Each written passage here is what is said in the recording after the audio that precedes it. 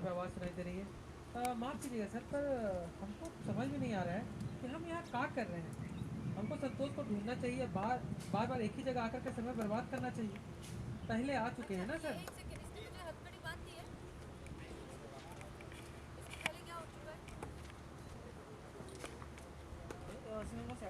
क्या बात है, बोलिए। इसके पहले क्या हो चुका है? इसके पहले ना आप लोग का बहस हो चुका है। आप जा रहे थे संतोष शर्मा को ढूंढने के लिए। अमर बोलता है कि आप ऑफिशियली आप ये सब काम नहीं कीजिएगा, समझ गए ना। तो ये बहस हुआ था चाय के ठिए पे, मतलब बदनाम स्टॉल पे। हाँ। उसके बाद अमर और करिश्मा निकल गए, आपका करिश्मा से इशारेबाजी हुआ। अमर और करिश्मा गए हैं संतोष के घर पे, उसने चुपचाप से फ़ोन ऑन कर दिया और ये सारी इन्फॉर्मेशन आप सुन रही हैं।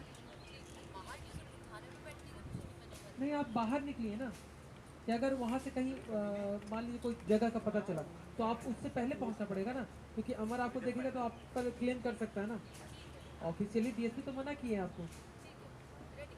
रोल। भैया और इधर आ जाओ। मैं ऐसे आंख बंद करके सो ही जाइए फिर तकिया के सामने। Ready, roll. Roll, rolling action. Amar बोलता है, याद है मैंने आपसे क्या कहा था करिश्मा सिंह, नॉर्मल इन्वेस्टिगेशन में ना चीज़ें देख करके क्राइम ऑब्जर्व करता है, जबकि एक शार्प इन्वेस्टिगेटर ना चीज़ें सुन कर केस ऑब्जर्व करता है। क्योंकि क्राइम सीन की हर चीज़ अपनी कहानी खुद कहती है, बस उसे सुनने वाला चाहिए।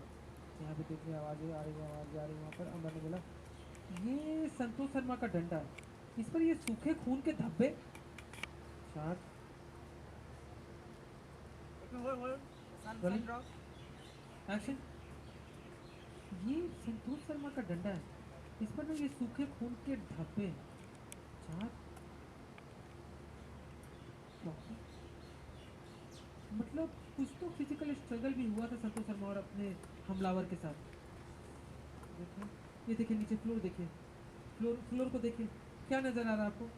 करिश्मा बोलते साफ सफाई नहीं हुआ है यहाँ एक दो दिन से, झाड़ वगैरह कुछ लगा ही नहीं है। और ये इतना बीच का एरिया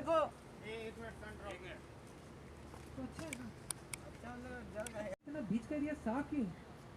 अमर ने बोला, बताइए बताइए इसका मतलब क्या हुआ। यही कि ये काम संतू का नहीं, ये साफ सफाई किसी और ने की है। चार्ज किसने? जाहिर है हमलावर ने सर। संतोष ने किया होता तो पूरा फ्लोर साफ करती ना, और हमलावर ने ऐसा क्यों किया होगा। आपका भी क्यूरियोसिटी जानने के लिए, यहाँ पर सबूत मिटाने के लिए, फिंगरप्रिंट्स वगैरह साफ करने के लिए। लॉको पर क्यों हमलावर ग्लव्स क्यों नहीं पहने हुए हो सकता है, बताइए सर। मर्डर के इरादे से आया था, इतना बेवकूफ़ तो होगा नहीं कि अपने पीछे हमारे लिए अपने फिंगरप्रिंट छोड़कर जाएगा ताकि हम आसानी से उसको पकड़ लें।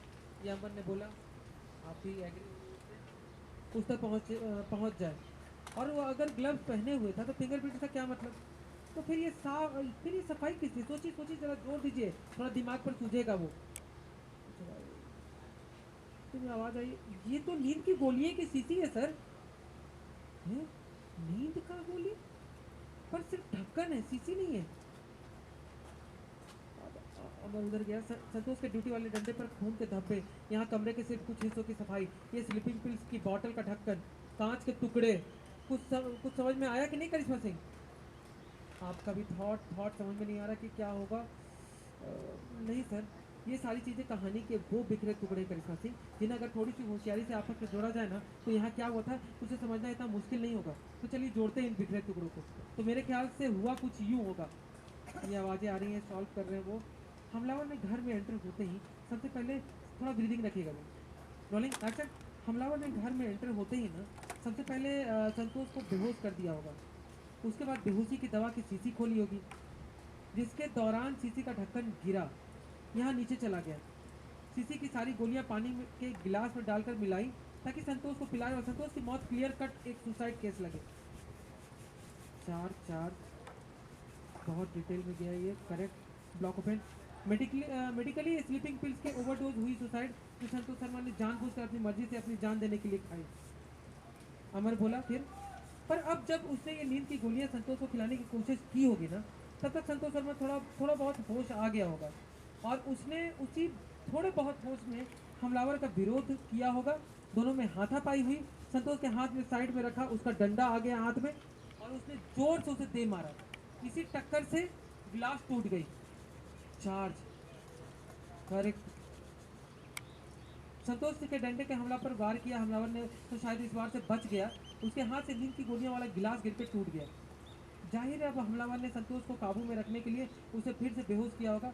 अब संतोष को मारना और उसकी मौत को सुसाइड स्टेज करना तो पॉसिबल था नहीं हमलावर के लिए, क्योंकि सारे स्लीपिंग पिल्स गिरकर खराब हो चुके थे।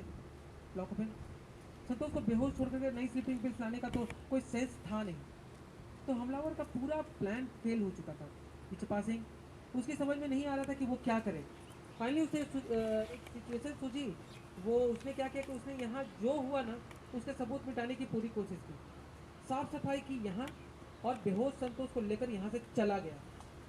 चार्ज एकदम करेक्ट ऑब्जर्वेशन। उनका लेफ्ट कितने में देखा आवाज आई। कितने में करिश्मा ने बोला सर पुरुषों के दाढ़ी मूछ बनाने वाला रेजर है यहाँ संतू के घर में। संतू पुरुषों के रेजर क्यों रखेगी अपने घर में? चार और लॉक ओपन। हाँ हाँ थोड़ा ऑन कर दो।